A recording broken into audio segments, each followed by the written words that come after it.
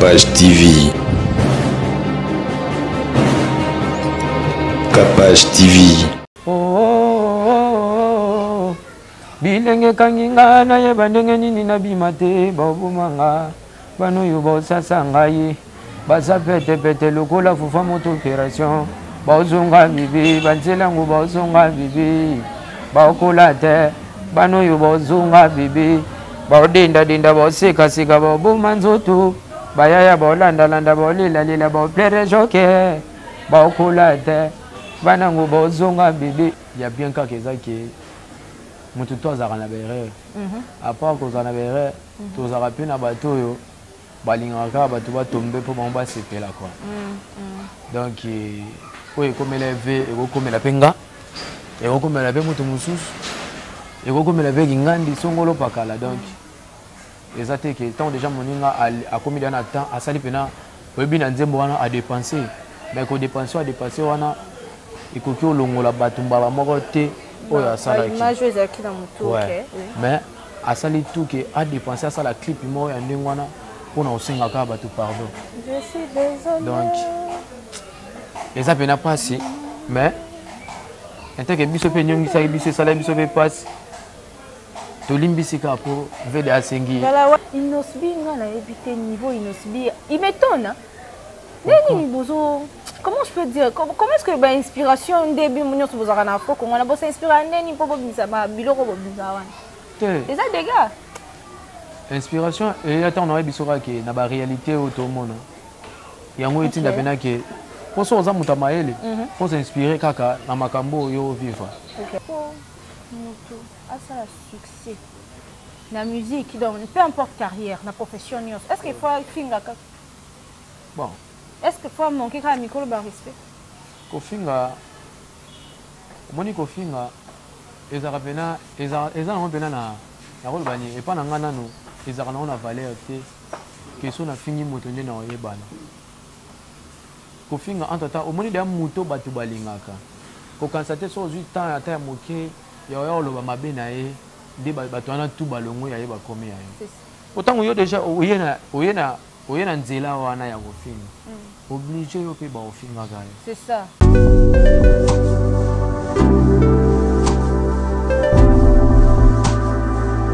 Événement.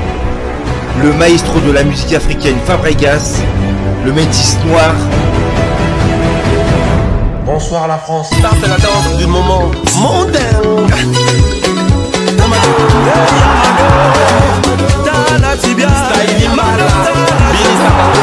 Après avoir conquis le continent africain, il s'attaque à la salle prestigieuse de Double Mixte à Lyon.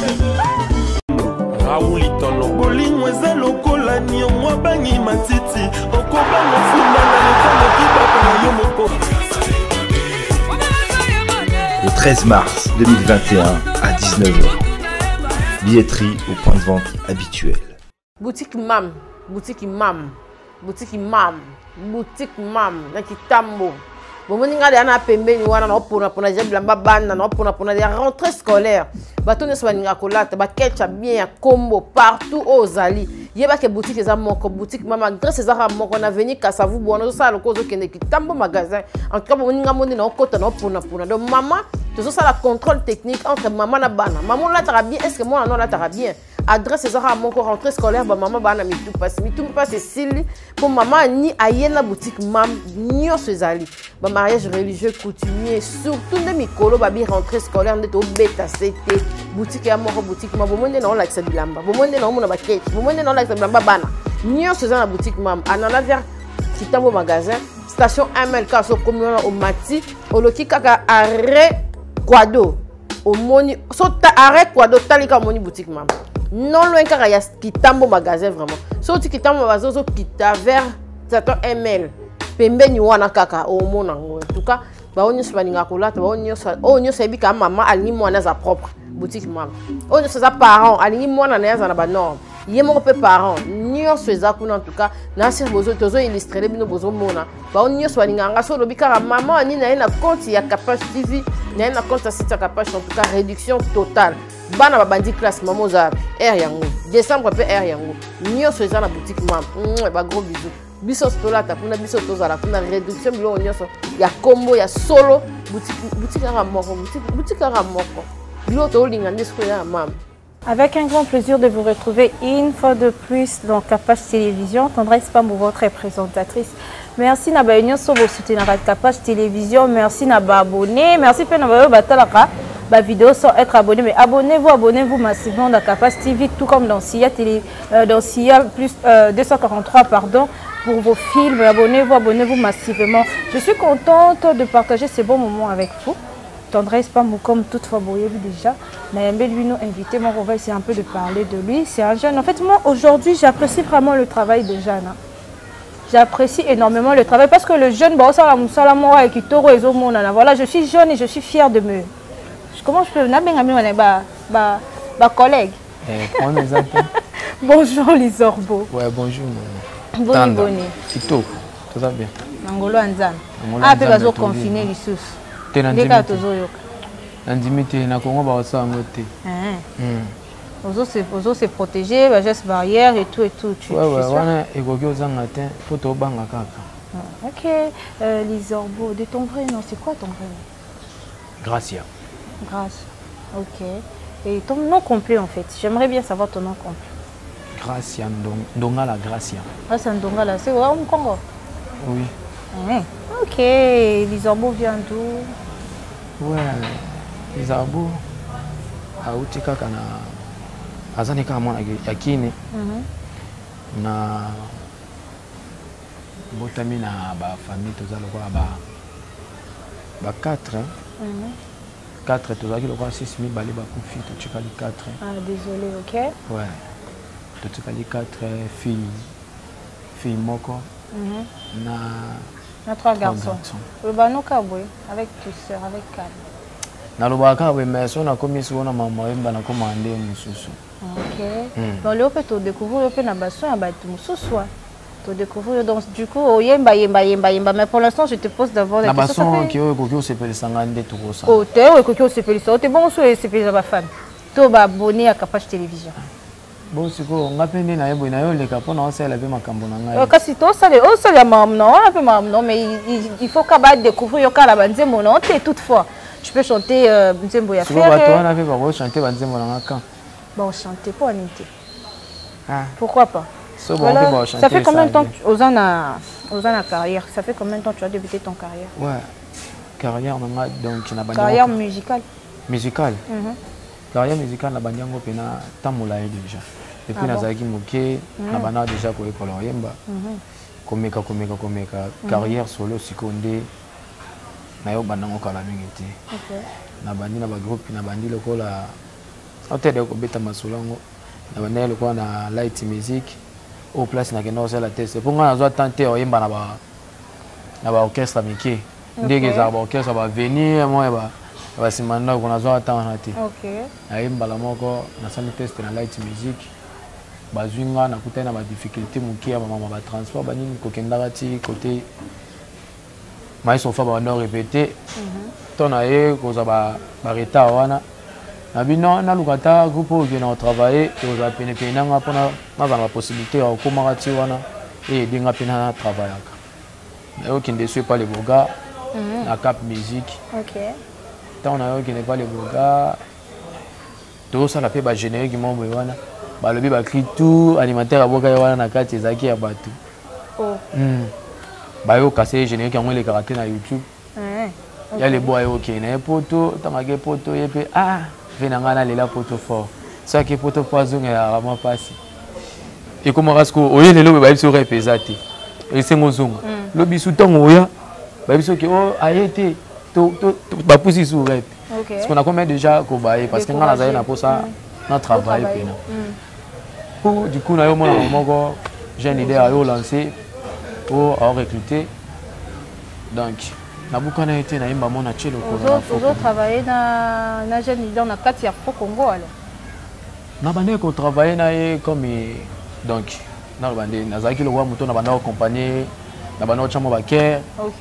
Ouais na bande chamo baker et puis tant na yo sala siko nzembo na ngai a CP ndé siko ko mi ko produire ba songa bébé ba songa bébé yemba oh bilenge kanginga na ye bandenge nini na bimate bobumanga bano yo bosasa ngai baza pete lokola fufa moto opération bozonga bibi banzelangu bozonga bibi baokola te bano yo bozonga bibi baodendadenda baosekaseka baboma nzoto bayaya baolandalanda baolelalela baoplere joke baokola te banango bozonga bibi apres kuna toloba kakokai toke sikoyo inspiration et où tu as pu bazonga bébé c'est-à-dire quoi expliquez bien à nous contexte et dis-moi bazonga bébé et là kokola bazonga bébé za réalité tobi lelo kini lelo te kilelo omona ata me age ekende me ye mo be olinga takola elukaka ke fa chama fo de te abimisaka mo elongi mo boya ki bo jeunesse ya wana na yembaki bazonga bébé parce que namona déjà ba makambo na tout yango etiranga ke fona yemba pena bazonga bébé. OK. D'accord, voilà, vous êtes donc à Page Télévision, tendresse pour votre présentatrice. Je suis accompagnée de Lizarbo, pardon. Lizarbo, n'enregistre pas qu'à bon la téléphone. Je suis accompagnée de Lizarbo, notre jeune artiste. On a eu ça là, maman a sentiment. Ton nom la ke génération na biso to ça mamba kitoko et puis ça m'a fait courage de fortifier nga rotelema et retravailler parce que l'avenir de demain c'est nous, c'est moi, c'est Lizarbo, c'est mon caméraman grâce et voilà. Lizarbo, que penses-tu désolé à Wata? Tu as déjà maman la chanson. Ah yokutu kokomisa non te parce que nga sina yoga ina ngai. OK. Ve déjà il y a bien ka keza ke mutu tozaka na berere à part kozala na berere tozaka mpe na bato oyo balingaka bato batombe mpo bango basepela quoi donc oyo ekomela ve ekokomela mpe nga ekokomela mpe moto mosusu ekokomela mpe kingandi songolo pakala donc eza te ke ntango déjà moninga akomi da na temps asali mpena oyebi na nzembo wana adepense mais kodepense adepense wana ekoki olongola bato mbala moko te. Mais à sali tout que a dépensé ça la clip moi en ndengwana pour au singaka bato pardon. Je suis désolé. Donc les appels n'a pas si mais en tant que biso pe nyongi ça biso ça la biso pe passe tolimbisika pour VDA Sengi. Voilà wata collé baloba nini il faut t'avouer et t'avouer pardonner. Voilà tu as tes excuses, on accepte tes excuses. Detinga pena ndimi ngona bato pe balinga leza bo fo bandima bato pe balinga ba excuse ya wata voilà Afro Congo. Est-ce que Inosbi ngana éviter niveau Inosbi il m'étonne. Neni bozo comment je peux dire comment est-ce que inspiration début mon sur vous en Afro Congo on a bossé inspiré neni pour bobisa ma biloko bobisa wana. Les ça des gars. Inspiration et attends on aurait bisora que na ba réalité automona. Yango etinda pena que pour ça oza muta maele faut s'inspirer kaka na makambo yo vivre. OK. To koza te ka we mamo bano yemba ni batolo makambo lo beye banate. Donc c'est pas normal il faut yemba pena que ton loba bato ba comprendre mais lobi les athées qui font na yana loba ka makambo bato ba comprendre mais bato ba bina na elengi. Faut utiliser mingi, faut utiliser instrumental parce que l'arme on a déjà ça là déjà bato bien. Et puis ko ba la bato isusu maloba o eza bien pour bato ba sepela. OK. Eza ka te que to sauter na tamo so kwiti pe sili nango. Mutava ndi. Oui, pe sunze mo mo utu embate. Ba cheki nini nao. Ça va. Oui. Mais on a vu que bazonga bébé muta comprendre maman que nzemo na toka ke za bazonga bébé ay le bébé boy. Donc c'est ça. OK. Je suis ravie de t'avoir dans le plateau Nangai. Merci de répondre à ma demande. Il y a partenaire. Pour nous partenaire parce que déjà tu partages un avis quotidien, tu partages un avis décision mine tu dans capacité télévision, tu auras partie il y a commentaires à partir il y a vouloir Nabino. Voilà, une fois de plus, je vous rappelle que je suis avec Lizarbo. C'est un jeune musicien. Lizarbo, quelles sont les difficultés beaucoup par rapport à Moussa Nabino? Bon, difficulté mingi, il y a surtout des tingana boé, un jeune talent donc il y a un nabandi obimasika. Na côté na moi difficulté belé, aux on a moyen té, il y a ko puis ça batunyo sur tout pénal pour bah non pas s'intéresser à ma campagne. bato mosusu baboyaki donc bato mosusu bayaki et puis badifficulté mosusu eyaka mpena obimisi nzembo boye obimisi nzembo mpe na marché ebeta mais omona mpe bato mosusu bayebi soki ya nzembo na mpena biso toyoka yango te eza deya badifficulté badifficulté mosusu ezali badifficulté mosusu ezali ndeti naza na banzembo boyeke wana banzembo ya bien mais mosusu mbongo mpe ya okotela wana en studio eza te eza déjà badifficulté. Mais oza produit par Afro Congo te? Non, naza produit par Afro Congo mais eza baproblème eti Afro Congo naza avant ntango ozala na Afro Congo? Ouais en plus naza na Afro Congo mais eza kaka te ke charge tout nga fo napesa Afro Congo nga naza moto oke so nasali eloko oyo eza bien nde naye sikoyo nalakisi nalakisi sikoyo na label ke eloko nasali yango oyo bango nde sikoyo koapprécie so baapprécie yango nde basaleli nga bamakambo bakosalelanga donc sikoyo badifficulté wana tout eza déjà badifficulté parce que toza na bato bakosoutenira biso te tokokisaka makambo oyo ça pensait mitema na bino quoi. Voilà, et donc ça fait déjà un bon moment que tu travailles avec Inosbi, c'est ça? Ouais, si je ne me trompe pas déjà. Ça fait combien de temps? 3 ans. 3 ans déjà? 3 ans déjà. 3 ans, on a bébé, si tu as titre mort, oh, bazon a bébé. Ouais, 3 ans, il a retravaillé chez Inos, c'est ça qui n'ont que pour la bande qui ont accompagné. Il y a autre chose qui n'a pas tout le monde dans notre chakra mingi na bandaki ko accompagner car na baker banini tout ça donc il y a wana na temps on a tourné dans salle 3 ans mais pour na ngamo konde sikonde na tracé nazana na ba na ko ba moi quand il y a pas dans un bébé quoi nazana bébé c'est que tout le monde a 3 ans tout le monde a sur la carrière et pas ba ya ba de bogar to banda maman il faut normalement banda compter carrière non on n'a pas au sein de Inosbi. Oui donc dans 2024 dans 2024 ben biso to ça la capacité ils ont ça baba ils ont ça to peso visibilité beau peso visibilité parce que lobby a mon nzambe voilà déjà tu travailles avec une comment on peut dire déjà Inosbi na mboko ça déjà moto ya munene makasi koleka donc déjà du coup aux adana makam na wana c'est sûr voilà est-ce que na vie na yoko moto a ça succès la musique, donc peu importe carrière, la profession, est-ce qu'il faut finga bon. Est-ce qu'il faut manquer quand micro le respect? Kofinga, moni kofinga, ezara pena na rôle bani et pas na ngana no, ezara na valeur te, que so na fingi moto nde na oyebana. Kofinga entre temps, au moni de moto batu balingaka. Ko constater so du temps ata ya moke, ya lo ba mabe na ye. Des bâtons tout ballon il y a pas combien c'est ça merci donc entre temps au sala de gérer au mi boma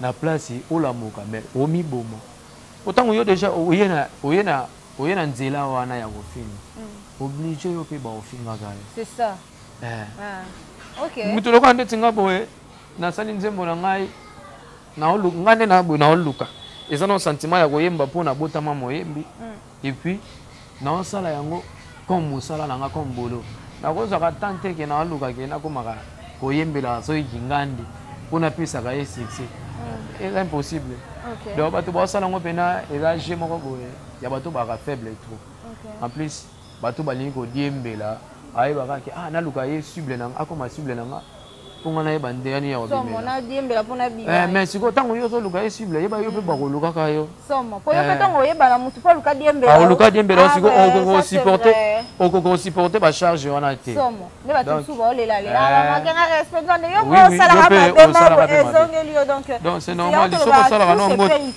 so sala no ngote tika ka bato ba sala ngo kasi somo po komoni lelo tokoya olobeli mutu te eloko osala eza mabe mais so conscience à mutu no yemoko et ça la teke o ya sala eza mabe donc eza inutile eza lokwa oyebisa mutu ke na oza salité mais en tata yemo tio tambola amiyebi na onteka za salité OK akondima pe te ke aza salite donc ti mokolo ye mo conscience ezongelaki naza salite nga mpena na bato totelemi nga na obima mpena salite esenga sikoki achange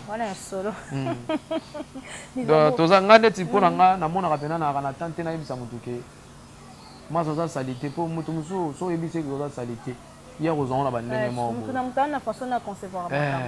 sikoyo vome ye moko a conscience na ye ete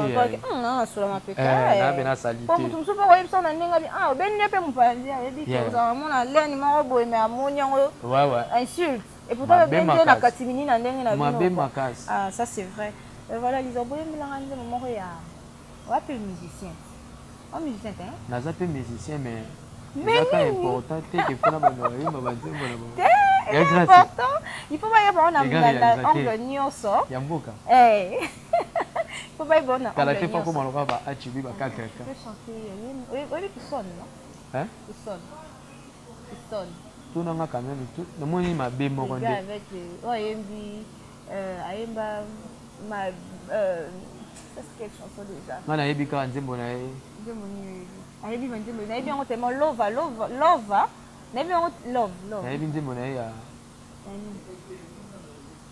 te ye mpena nakoboya te mpo nzembo na ye nayoka ya liboso ezalaka po bayembaka kamulango siko bamaloba wana ye alobaka wana nga nayebi yango mpena te parceke wana aloba mingi baswahili maloba wana mpena nayebi te nga nayebi ka nga nayebi nzembo na ye eza oyo ya nzembo mo bayemba na inosi boye eza nzembo mo ya kala donne-moi chérie donne-moi wana na oyoka yango te non nayoki te mais sikomonike nasali odécouvrir yango vraiment nasali découverte oluki mpaka ya ye na inosbi mais kasi nzembo oyo nga ndeti nga nayebelaki ye yango na moi sikoyo nzembo wana nga nayebisi yo yango ke bayemba na inosi mais yo oyebi yango te sikoyo esali mpe kaka bien bato bake découvrir yango ekozala badonne-moi wana kaka donne-moi yo moko tozotatoni ben oui voilà eza featuring te yo fa mettre biso la musique qu'est-ce que tu veux rajouter dans la musique congolaise ben la musique congolaise na part na yo ebike nga na yo bakisa quelque eloko boye na part na nga mingi tokolobaki na musique oyo tu tosala ya presque ezalaka déjà tolukaka kaka ke nabimisa mwa couleur na nga moko boye mpo ndeti nga mpe nabeti daya baozonga bibi na nga déjà ya daya couleur na nga identité na nga afro moko boye na bandenge nango emo na bandenge lokola chorale ta nzembo nde ebanda nzembo ebandi lokola chorale nga monaki na bakia moko boye basia balikolo sikoyo na bimi wana nayemba mo na baanimation donc eza deya bacouleur oyo nga mpe nakomobimisa me nazosalela afro congo afro congo déjà eza da musique oyo tokosala ya sika ngai eteke naza deya na linie ya moto aosala musique ya sika donc musique na nga mpe naosala ezaka ya sika donc yo omemi noka mpe kaka tolobaka ozaka na kiafro congo oyo jeune leader aya nango oyo leader nanga aza na oza même vision ke leader na yo naza na même vision na ye me totala sikoyo liboso mosu makambo boye ya obima mpona moma ono ebimi te me estre ya koyokaka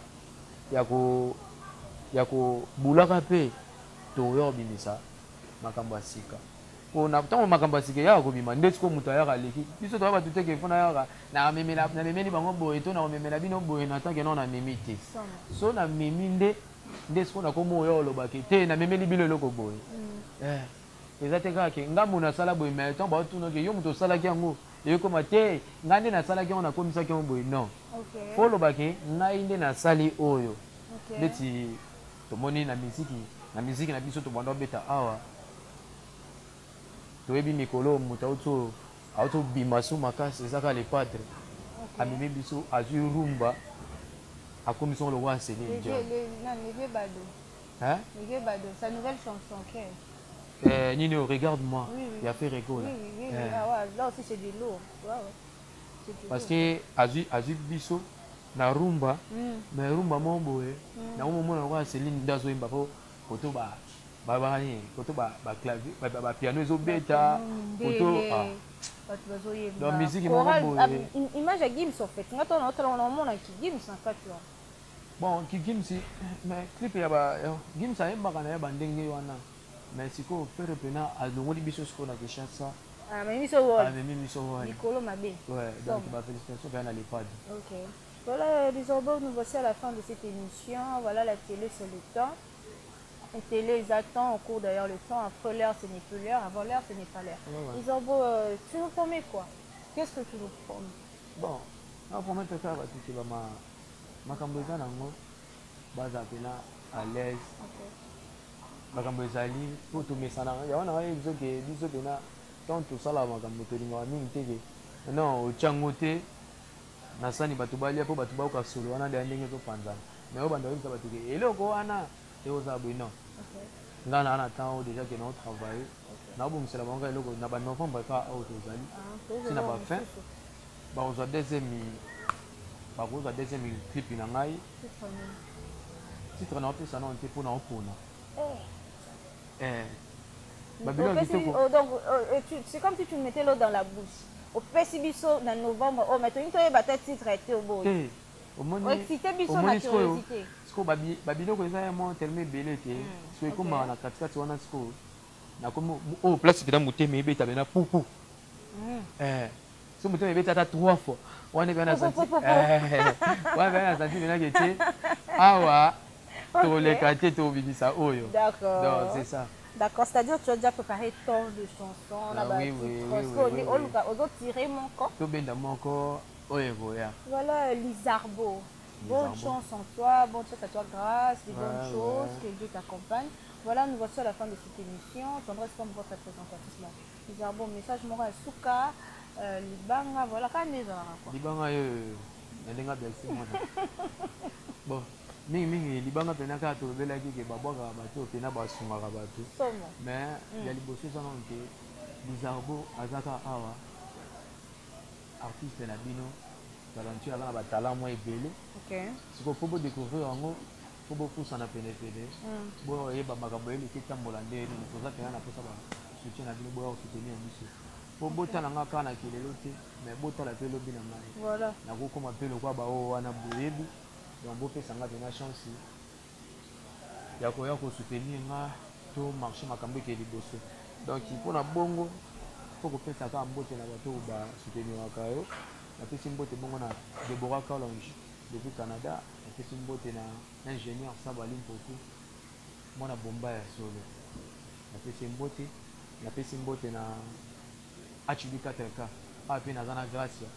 Les réalisateurs na ndenge na ye. Comme on le voit, il y a le deux princes de l'homme. Mon leader Yamboka, j'ai dit à Sancho, le vieux Gilles en Pono, Platini Milano, la petite botte Emmanuel, on a talaka na kombo na ko talaka balega pe moi bien. Emmanuel Elendi depuis États-Unis na petite botte na ngali sous matrice libanga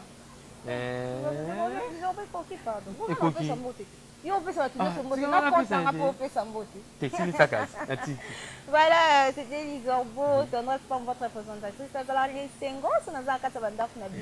En tout cas, merci pour notre soutien, merci Nabino, partenaire et capacité télévision. Bon, on a Leven, bon, on a pas en tout cas, merci pour la confiance et puis félicitations à vous parce que vos banels sont aussi à la fin. Voilà, merci à toi une fois de plus à Lizarbo d'avoir répondu à l'invitation. Naza est ému, Naza honoré, voilà, c'est votre artiste, soutenez-le, voilà, de plusieurs manières. Bon, je salue Fatih Bissala, l'euro dans le noir, je salue Yadzo Mystique, mon directeur technique, je salue mon caméraman, merci à toi. Dinamo Kabemba. Je salue toi, madame. C'est une madame? Ouais. Madame Dinamo Kabemba. Depuis France. Félicitations. Malgré le confinement, vous allez détendu, nous avons au contrôle. Voilà, de bonnes choses. À la prochaine. Merci.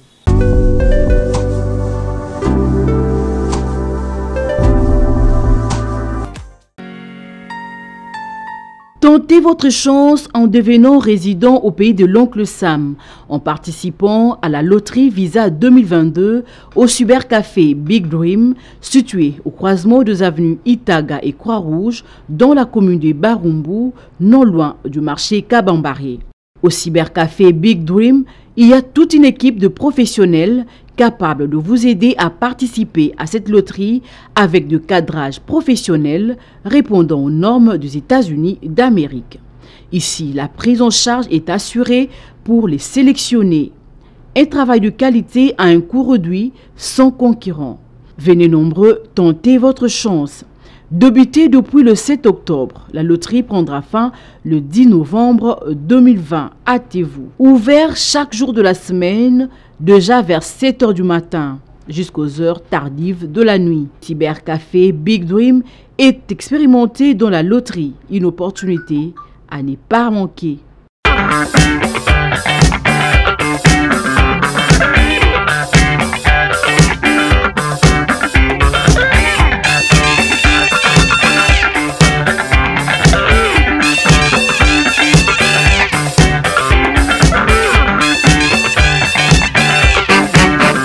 Capage TV.